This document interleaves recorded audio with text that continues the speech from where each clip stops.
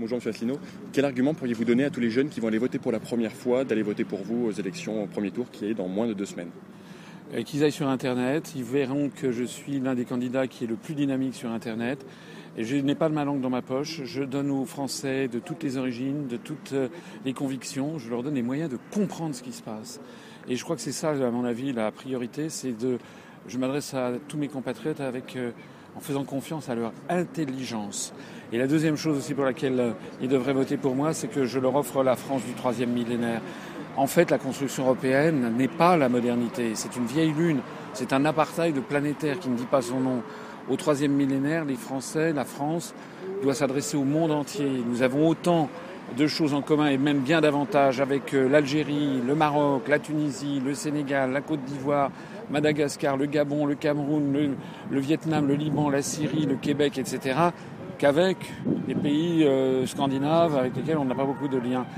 Au 3e millénaire, on ne doit plus faire de différence entre les peuples blancs et puis les autres. On est tous sur la même planète. Moi, ce que je veux, c'est par exemple Erasmus. Erasmus pour les jeunes, on me dit ouais, si vous sortez de l'Union européenne, on n'aura plus Erasmus. Moi, je dis si, mais on aura un Erasmus planétaire. On pourra faire en sorte que les jeunes puissent aller faire des études en Chine, au Brésil, en Inde, en Afrique du Sud, aux États-Unis, etc. Et puis en Allemagne, s'ils le veulent. Voilà. En fait, moi, ce pourquoi je me bats, c'est pour rendre aux Français leur démocratie et rouvrir la France sur l'universel. Et la culture est un sujet qui n'a pas été très abordé pendant les débats.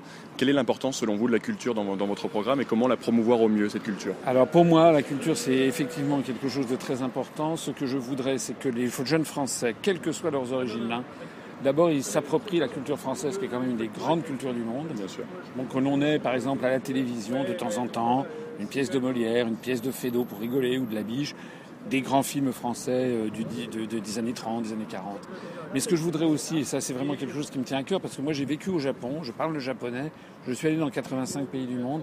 Ce que je voudrais, c'est que la télévision, par exemple, ne tourne plus autour des États-Unis d'Amérique uniquement, qu'il y ait une ouverture sur l'Inde, la Chine, le Japon, l'Afrique, etc. Et moi j'ai demandé, dans mon programme, je propose par exemple que les chaînes de télévision publiques fassent au moins une fois par mois toute une soirée sur un pays du monde avec un grand film, des projections sur le mode de vie, etc.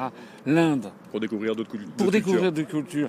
Moi, je veux sortir de l'Union européenne non pas pour isoler la France, mais pour la rouvrir sur l'universel. C'est ça l'avenir du monde.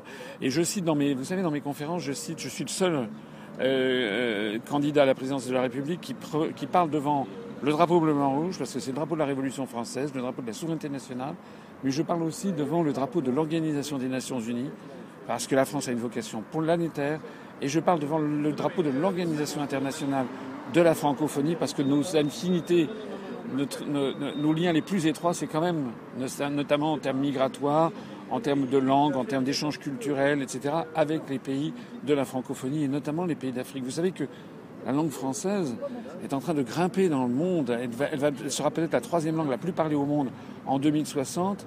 D'après l'OIF, il y aura 767 millions de francophones dans le monde et ce sera une langue à 90% une langue africaine. Notre avenir passe notamment par les pays du Sud, les pays d'Afrique, pas du tout par le périmètre étriqué de l'Union européenne. J'ai rien contre les pays de l'Europe, bien entendu, mais le monde nous appartient au 3e millénaire. Il faut que la France s'ouvre sur le monde. C'est ça que je voulais dire, qui me paraît le plus important.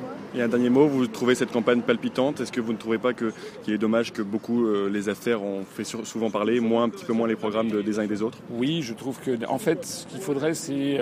j'ai essayé personnellement. Moi, j'ai jamais attaqué qui que ce soit sur les affaires. Je trouve ça tellement minable. C'est le fond qui est important. Moi, ce qui pour moi est important, et c'est surtout ne pas se tromper entre l'élection présidentielle et les élections législatives. Les élections législatives, là, on parlera de la santé, de l'éducation. J'essaie d'en parler un petit peu. Mais l'élection présidentielle, c'est autre chose. Le président de la République, c'est celui qui est le garant de l'essentiel.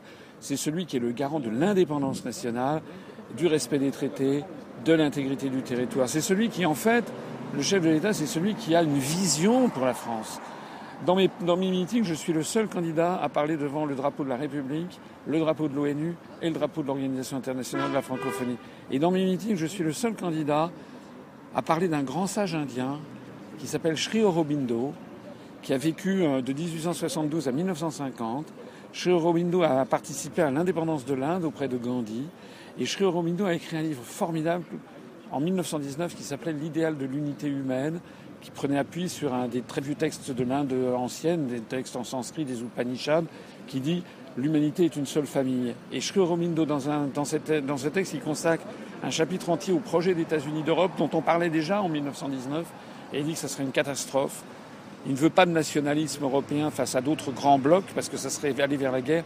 Il pense qu'au 3e millénaire, il faut qu'il y ait des nations libres qui coopèrent librement entre elles. C'est tout l'idéal des Nations Unies, c'est tout l'idéal que je propose aux Français. Merci beaucoup, M. Asselineau. Merci beaucoup.